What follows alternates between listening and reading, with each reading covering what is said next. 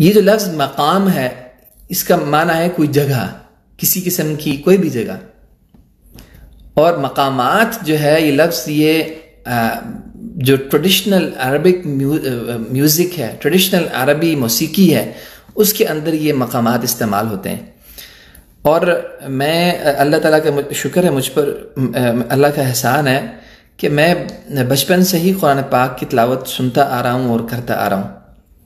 الحمدللہ مجھے قرآن پاک کی تلاوت پروفیشنلی قرآن پاک کی تلاوت کرتے ہوئے کم و بیش 30 سال سے اوپر ہو گئے.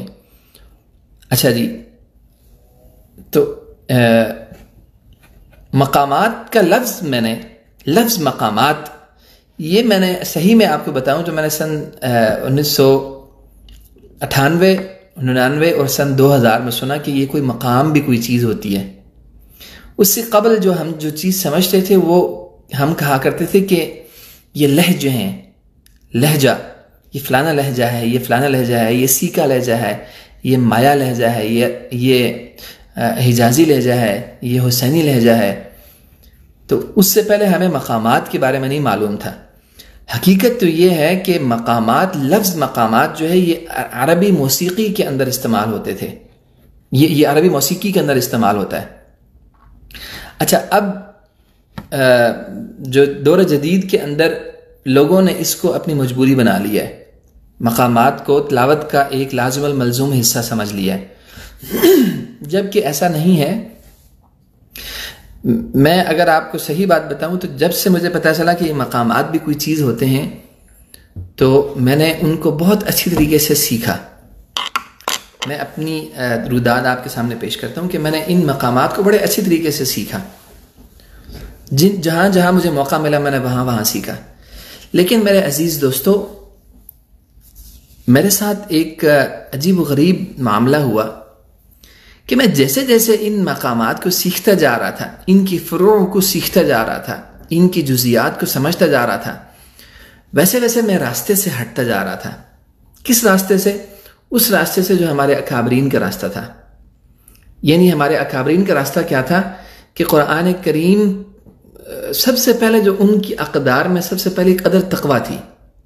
اس کے بعد پھر قرآن کریم کو ایسے انداز سے پڑھنا کہ یہ واقعتاً اللہ کا کلام ہے اور ہم اللہ کریم سے ہم کلام ہیں.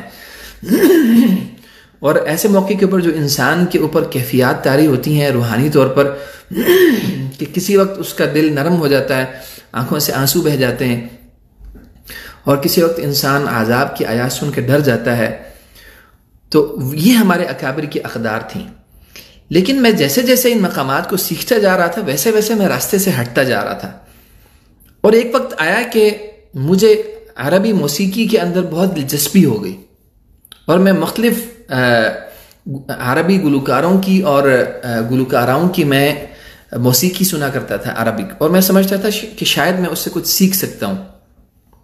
لیکن آپ یقین مانیں کہ بس اللہ کریم کا مجھ پہ کرم ہوا اور میرے اکابرین اور میرے بزرگوں کی رہنمائی ہوئی تو میں نے مقامات کو یکسر چھوڑ دیا، مقامات کو سیکھنا یکسر چھوڑ دیا. میں اگر آپ کو جو کچھ مقامات جن مقامات کے بارے میں نے کچھ سیکھا ہے، اگر میں ان کا نام بتاتا جاؤں تو وہ کم و بیش نہیں تو ان کے نام 36 سے 40 تک ہیں. 36 سے 40 تک ان کے نام ہیں، مختلف فروعات ہیں. میں نے گزشتہ ویڈیو میں بھی بتایا کہ 8 مقامات جو ہے وہ ایک نارمل ہیں، یعنی 8 مقامات عام ہیں اور پھر آگے ان کے فروعات ہیں. تو میں جیسے جیسے مقامات کو سیکھتا جا رہا تھا ویسے ویسے میں عربی موسیقی کے اندر دلچسپی لیے جا رہا تھا. اللہ نے ایک کرم کیا مجھ پر کہ میں نے اس چیز کو چھوڑ دیا، مقامات کو مزید آگے سیکھنا چھوڑ دیا. اور میں یہ سمجھ گیا کہ اگر میں نے مقامات کے اندر دلچسپی لی اور میں نے مقامات کو مزید سیکھا تو میں بالکل راستے سے ہٹ جاؤں گا. اور میں نے اس کا ایک واضح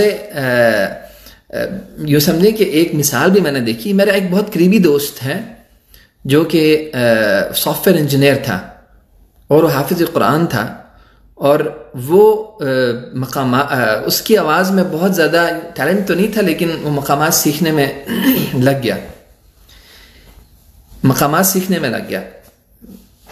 وہ ایسے وقت میں مقامات سیکھ رہا تھا جس وقت میں مقامات سیکھنا چھوڑ چکا تھا۔ آپ یقین مانیں میرے عزیز دوستو، انتہائی دکھ کے ساتھ میں یہ بات کہہ رہا ہوں کہ کچھ عرصے کے بعد میں نے اس شخص کو دیکھا کہ اس کے ہاتھ میں گٹار تھا، اور وہ گٹار کے اوپر یہ مختلف نوٹس کے اوپر مقامات کو سیکھ رہا تھا۔ تو مجھے بے حد افسوس ہوا، لیکن میں نے اس سے اپنے افسوس کا ذکر نہیں کیا، میں خاموش ہو گیا۔ لیکن چونکہ وہ نیک آدمی تھا، اس کے والدین نیک تھے، وہ خود حافظ قرآن تھا، تو اللہ تعالیٰ نے اس کی لائن دوبارہ بدل دی، اور الحمدللہ وہ پھر دوبارہ صحیح راستے کے اوپر آ گیا۔ لیکن میں اپنے بارے میں سوچنے لگا کہ اگر خدا نہ خواستہ میرے اوپر ایسا حال آ جائے تو پتہ نہیں میرا کیا بنے۔ تو میرے عزیز دوستو، میں آپ سے دست گزارش کرتا ہوں کہ ان مقامات کی گہرائی میں، بہت زیادہ گہرائی میں نہ جائیں، ان لہجوں کو سیکھ لیں، ان کی بنیاد کو سیکھ لیں۔ انشاءاللہ تعالیٰ میں آج کچھ ڈسکس کروں گا۔ ان کی بنیاد کو سیکھ لیں، اور اس کے بعد اتنا کافی ہے۔ اس کے بعد پھر آپ اپنی آواز کی صلاحیت کے حساب سے ان کو آگے لے کر چل سکتے ہیں۔ علم المقامات کی حقیقت میرے ایک بھائی نے پوچھی ہے، علم المقامات کی حقیقت علم موسیقی ہے تو پھر قرآن کو گانوں کے طرز والا فرمان ثابت ہوگا۔ یہ بات آپ کی بالکل صحیح ہے، جس کا نتیجہ جو ہے وہ میں نے آپ کو بتا دیا۔ یہ بات بالکل صحیح ہے۔ دیکھیں میرے عزیز، میں نے بار بار یہ بات عرض کی، اور ابھی بھی ایک بار پھر عرض کرتا ہوں کہ اگر ہم اپنے اکابر کا دامن تھامی رکھیں گے، اپنے بزرگوں کا دامن تھامی رکھیں گے، اپنے اساتذہ کا دامن تھامی رکھیں گے، تو انشاءاللہ تعالی ہم بھٹکیں گے نہیں۔ اور اگر ہم نے اپنے اکابر کے انداز کو چھوڑ دیا، اپنے اکابر کی اقدار کو چھوڑ دیا، تو میرے عزیز ہمارے پاس ما سوائے اس کے اور کوئی راستہ نہیں ہوگا کہ ہمیں شیطان جو ہے وہ ہمیں اس راستے سے نکال کر تو خدا نہ خواستہ موسیقی کے راستے میں لے جائے گا۔ میں نے عرض کیا کہ سن 1998 سے قبل میں لفظ مقامات کو نہیں جانتا تھا۔ میں نے اپنے والد صاحب سے جو کچھ سنا وہ یہ تھا کہ یہ حسینی لہجہ ہے، یہ حجازی لہجہ ہے، یہ رقب لہجہ ہے، یہ مایا ہے، یہ اس طرح سے لہجات سنے تھے میں نے۔ اگر آپ اس چیز کو چھوڑ کر، جو ہمارے اکابرین نے اپنی اقدار چھوڑی ہیں، اس کو چھوڑ کر اگر آپ اپنے طریقے سے لہجوں کو یا مقامات کو سیکھنا شروع کر دیں گے تو میرے عزیز یہ اس کا نتیجہ اچھا نہیں نکلے گا۔ اور میں نے یہ کہانی آپ کے سامنے بیان کر دی ہے۔